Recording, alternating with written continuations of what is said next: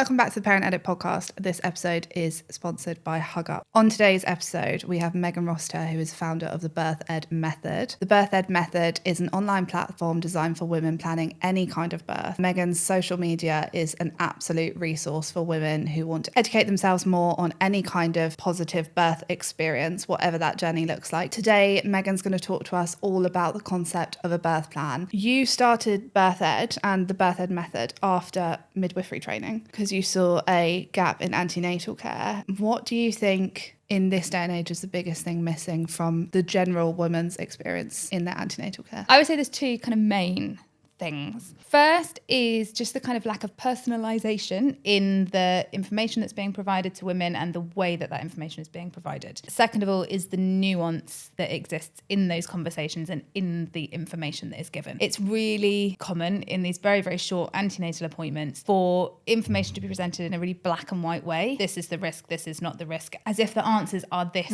clear and this obvious. And when you think about how you're coming to pregnancy, how all of us are coming to our own pregnancies. We're not coming as this kind of like fresh out of the box, isolated, brand new human ready to kind of give birth. We're coming with previous birth experiences. We're coming with previous life experiences. We're coming with a complete variety of priorities and needs and ways in which we're going to interact with people, ways in which we need to be cared for because of the lack of time, the lack of opportunity to kind of build relationships. Getting kind of rigid information about birth makes it very difficult for us to work out, well, how does this apply to me kind of as an individual? Women and families need tools to be able to kind of see that information and think a little bit more critically about how it might apply to them, and to be able to kind of see the bigger picture and go, okay, this is what one little leaflet says about giving birth on a birth centre, about electing a cesarean, whatever it is. But actually, what does this look like for me, the very unique human that is coming to this birth? And so I think it's about giving women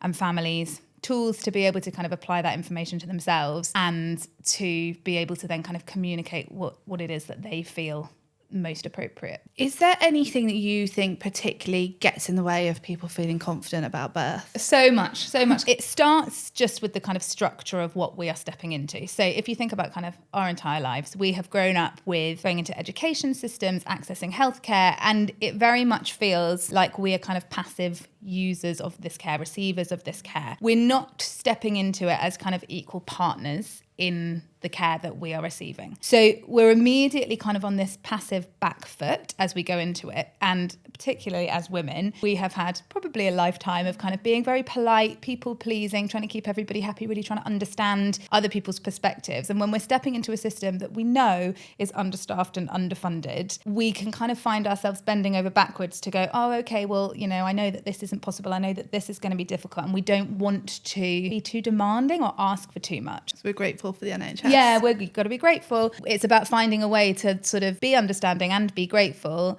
but still prioritising the needs of yourself and your baby. So I think that's kind of one angle of it. And the other angle of it is we come into it and most of us don't know anything about pregnancy or giving birth until we fall pregnant for the very first time ourselves. And then we kind of basically spend at least the first 20 weeks pretending it's not happening. We don't want to think about it too hard. And then we're left with this really short span of time to kind of actually understand a whole wealth of information.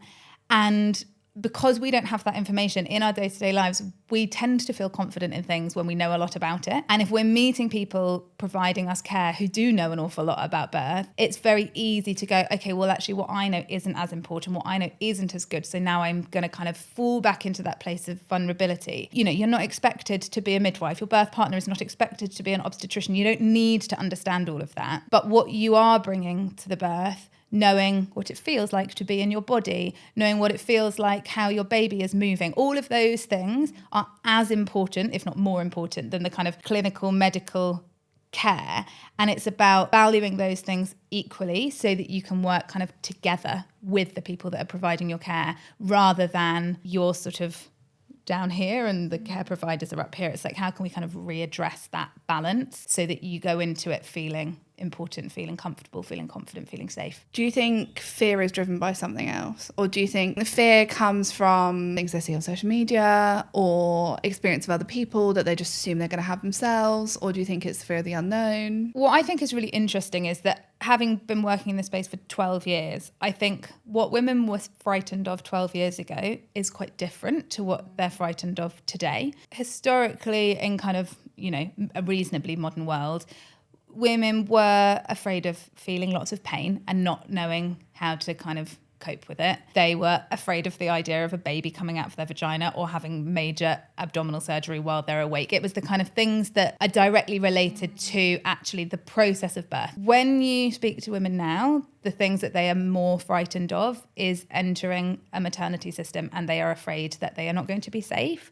and they are afraid that what they want is not going to be heard or listened to. I think been quite a quick shift in how that balance has swung in terms of addressing actually the fear of feeling pain, the fear of having surgery, whatever the birth aspect of it looks like. A lot of the kind of rebuilding that confidence and kind of addressing some of that fear can come in part from just kind of mindset work. So actually during pregnancy, using tools and techniques to actually kind of build the trust that you've got in yourself, your self-confidence. And when I talk about kind of trust in yourself, I don't necessarily mean trust in your ability to give birth, trust that you have to kind of listen to your instinct, to listen to what you feel is important to you and to be able to act upon that. So that could be actually something doesn't feel quite right and that you want to intervene or do something about it. It could be that actually your intuition is telling you that actually, no, this all feels like too much. I feel much happier not doing what's recommended. But it's about kind of building the sort of, I suppose, self-respect and kind of self-worth that you have in your own kind of opinion. And the other thing that can kind of build that is just actually understanding how birth works, what is happening. When we have a real depth of understanding about what things might feel like, what actually might happen, then some of the fear can kind of be eliminated. Where we're at now, so much of the fear is actually of stepping into the maternity system. And particularly if women throughout pregnancy have never seen the same midwife twice, they've requested things and those things haven't been acted upon or supported, it leaves us kind of going, this isn't what I thought was going to happen. What's it now going to be like when I go in for the birth itself? I think first of all, just to kind of reassure people, the people at large that are working day to day on labour wards, on community midwifery teams, kind of out at home birth or birth centres or wherever it is that you're giving birth, day to day are offering compassionate, warm, kind care. And there will be people there that are going to care for you and they are going to look after you. I do think that actually getting an understanding of how the maternity system kind of operates, the hierarchies that exist in that space, whose signature on a bit of paper holds value in terms of you getting what it is that you want, the care that you are hoping to receive, and being able to have kind of tools and techniques for you and whoever you've got supporting you in your birth, that they also feel confident and have advocacy tools so that they can go in and say, no, this is what's important, or I don't feel that I'm being listened to and I need to be. I hate that. Like, people often ask me, what can women do to make sure they have a good experience? And you're like, well, how has it come to this where women are in charge of making sure they have a good experience? You should be able to just step in and know that you're going to be kind of cared for. That responsibility shouldn't fall with women. But if you're, having a baby in the next year or whatever, the maternity system isn't going to change now. So it is about going, okay, these are the ways that you can kind of work that system to your advantage so that you get the kind of best birth for you. That leads us quite nicely on to something you said before, which is that it's scary to want more from birth than just getting through it alive. The thing that stops us saying, this is what's important to me, this is what I want, and I need you to make it happen. The thing that makes that such a difficult thing to do, I think, is the fear of responsibility. So if we've been told, we've been recommended something, this is what we think you should do, and even a tiny bit of us is going, I don't think that's what I want to do. I don't want to do that. I want to do something else. If we do that something else, it is terrifying that then if we did what we wanted and it didn't work out the way that we hoped it would, is everyone going to say, I told you so? Is all of that responsibility going to sit on our shoulders? And that is something that we would carry forever. The one thing that I think we don't consider when we're making those decisions is that feeling of responsibility is there regardless of what we do. If we've got a niggling feeling that we don't want to do what we're being told, but we do what we're being told anyway, and then something happens or goes wrong, we will feel that sense of responsibility of, why didn't I say? Why didn't I act upon what I felt I needed to do?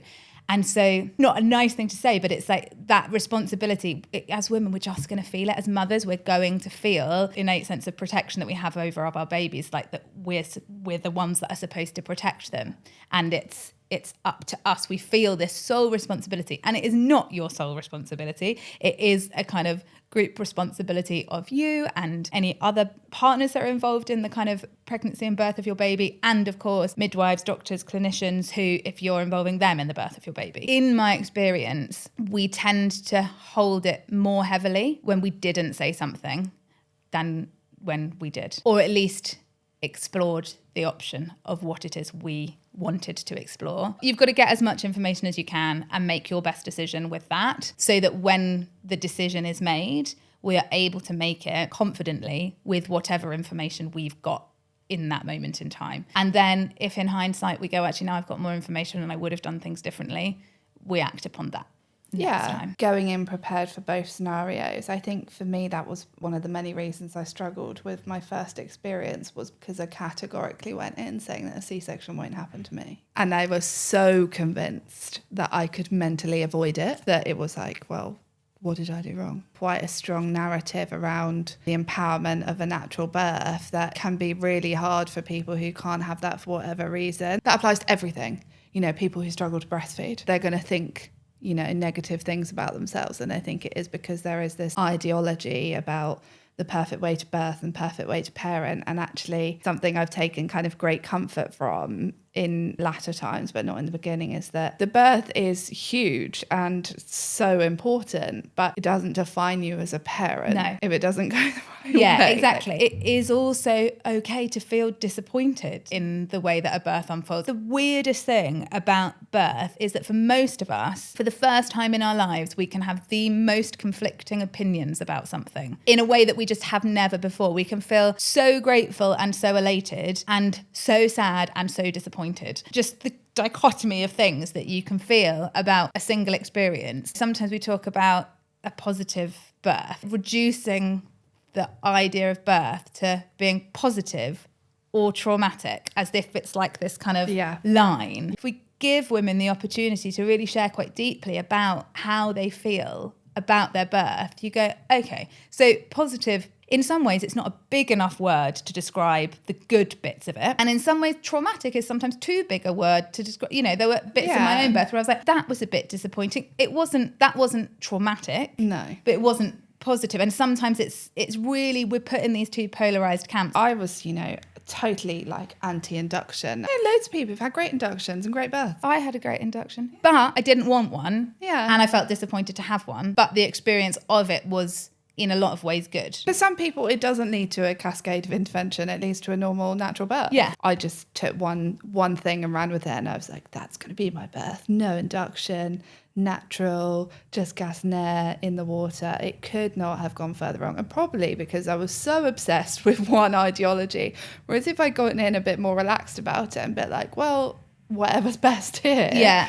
Might not have been so disappointed. So I think preparing for all scenarios is what I always tell everyone now. I talk to a lot of women about what it is they want from their birth, and a lot of people will say, I just want to feel in control. Two aspects to that conversation about control. First of all is, so if we're talking kind of from a labour perspective, the feeling of being in control is actually something that we want to kind of almost completely release, because we cannot control the position that we're in, the sounds that we're making. These are not things. So we have to get really comfortable with actually, you just do not have control of it. So it's about relinquishing it. And then there is the other aspect of control, which is choices that you're making along the way. And if we want to kind of hold power in that way, then it is essential that we have considered the different ways that birth might unfold. If we kind of fixate on having a water birth in a birth centre and that is how it's going to happen, then if anything happens that takes you away from that, we suddenly lose everything, because we haven't even allowed our mind to go there, to go, hang on, if I actually moved to a labour ward, what would be most important to me there? Actually, if I needed to have a caesarean birth, what would be the,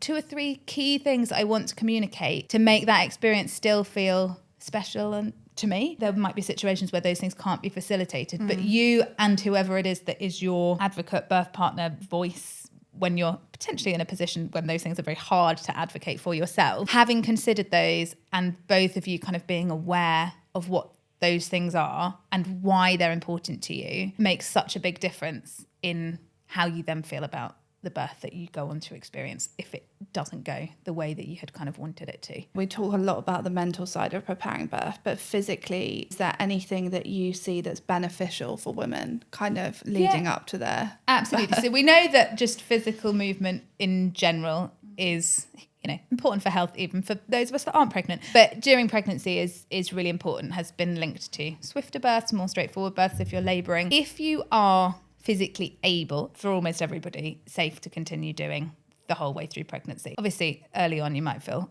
sick and nauseous and very tired. Sometimes we can lean very heavily in pregnancy towards kind of yoga and Pilates, which are, absolutely brilliant. But if you're strength training, you can strength train in pregnancy. If you were running and you're comfortable running, you can continue to run during pregnancy. Hugup has been a game-changing addition to my third trimester and allowed me to keep working, running around after a toddler and walking my 2 dogs. Hugup's medically designed support wear alleviates pressure on your back, pelvis and your abdomen, reducing pain and discomfort whilst increasing circulation and improving your posture. Developed with doctors and physiotherapists, Hugup offers clinically back relief when you need it most, because comfort and wellness belong together. The other aspect of that can be important is the position that your baby kind of adopts in the uterus as you get towards the end of pregnancy can directly impact the way that birth feels, the way that birth unfolds. This is always a tricky conversation to have because I don't want it to sound like if a baby's not in the best position, then that's it, you're screwed for labour, because actually your body in labour the majority of time will do a pretty good job of trying to manoeuvre a baby into a better position. Anything that we can do to kind of help that process, support that process, program of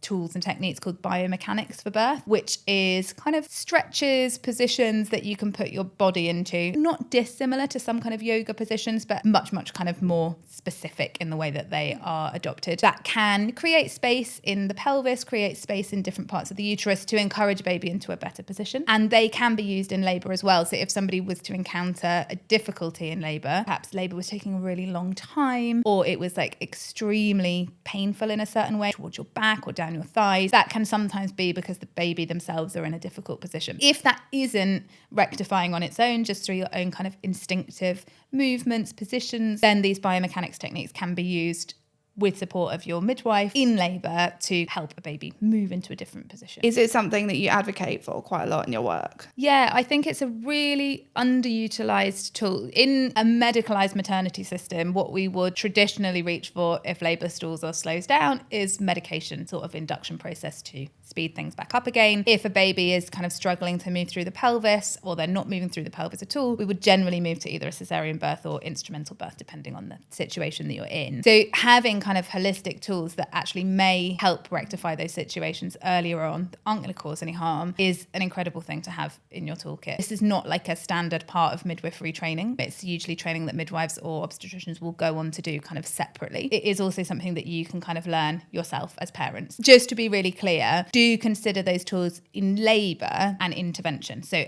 something that we are reaching for if we need them. When do you think that women should start birth preparation? Let's talk about first-time mums here. The minute that it's crossed your mind, that doesn't mean you've got to go to antenatal classes at 7 weeks pregnant, but beginning to educate yourself more widely about all the different choices that you have got in terms of where you might give birth, how you might give birth, what you might kind of reach for, how the maternity system operates, what you are going to be offered at each stage, and that goes the whole way through pregnancy, how those things that you are being offered might go on to influence the way that the rest of your pregnancy unfolds, the way that the rest of your pregnancy care is shaped, and how those things might go on to influence your birth, so that you've kind of got a really rounded and full picture that when you're stepping into your midwife appointments, you're not coming going, I have absolutely no idea what's going on, tell me everything, you've got 15 minutes, go. But actually you can come and go, I've read about this, or I found out about this, how does this work at this hospital, or what would you recommend for my situation about whatever it is I'm being offered. This isn't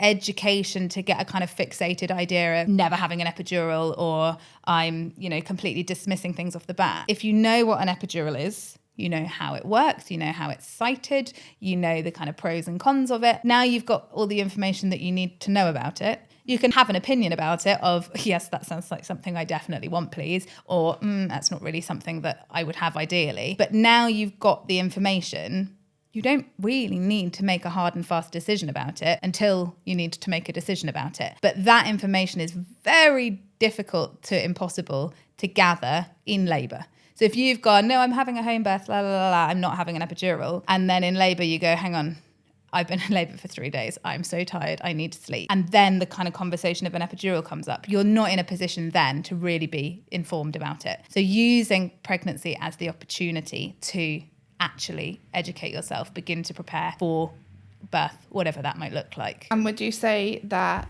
for you, that's what a birth plan actually is? It's the education. First of all, like a birth plan is not, it's not like a legal document. Nobody's going to hold you to what you've written on it, particularly if you're going in labour, but this will absolutely go in if you're going in for a planned cesarean as well. This is basically the easiest way for you to communicate whatever is important to you. And it is also a really good opportunity to build a relationship with the people that are looking after you. So it's extraordinarily rare for us to go into labour and meet somebody that you already know. The one thing that kind of really improves outcomes, maternity care, experiences, all of it, is when we've had that opportunity to build relationships. So I always suggest using a birth plan, and you can call it plan, you can call it preferences, using that as an opportunity to say to the midwife or the obstetrician that's providing your care, this is who I am as a person, this is what's important to me, and this is why it's important. Say you had written no vaginal examinations because you had done your research, you'd decided that this wasn't something that you wanted. When you're reading it,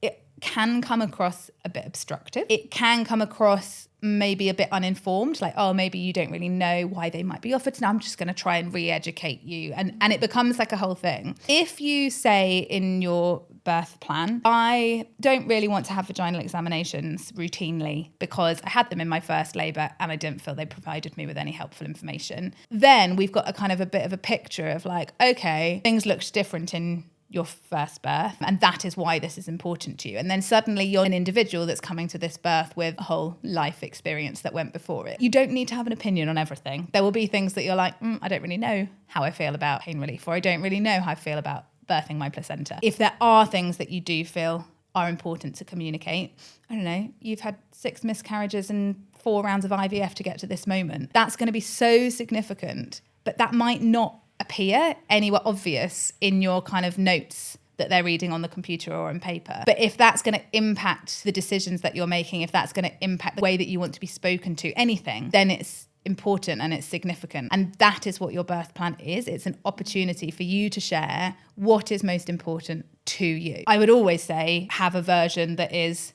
this is what I ideally want, and then have versions of like, but if something comes up that means I need to transfer to a labour ward, have an unplanned cesarean, have your plans in place for all of these different versions of what birth could look like, as that's a way to kind of hold on to that power in a space where plans have changed. Thank you so much for sharing everything with me. Where can people find you and the Birth Ed Method? So you'll find the Birth Ed Method at www.birth-ed.co.uk. I'm on Instagram and I share all sorts of things on there at birth_ed. I've also got another podcast with more information about birth, which is the Birth Ed podcast. And we've recently announced that I have just finished writing a book that is coming out in May or June called Birth Power, and it is basically in-depth chat about everything that we've just talked about. So exciting. I can't wait to read it. Thank you again for your time and for joining us today on the couch to have this chat about everything birth plans and not planning, but knowing everything. Yeah. Thank you so much for having me.